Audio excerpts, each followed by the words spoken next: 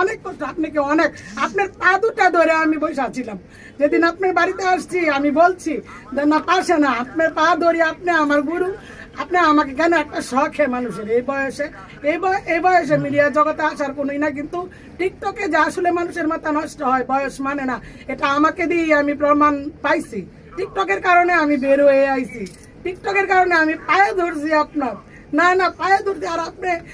সব মিথ্যে কথা বলছেন আমার কি অপরাধ আমি এই যে আমার সাংবাদিক ভাইগুলো অনুরোধ করে আমি কমলাপুর থেকে এই ফোনটা বাইক দিয়ে এখানে আসছি আমি ঢাকার শহর ভালো মতো চিনি না আপনি বলেন আমি কিভাবে আপনার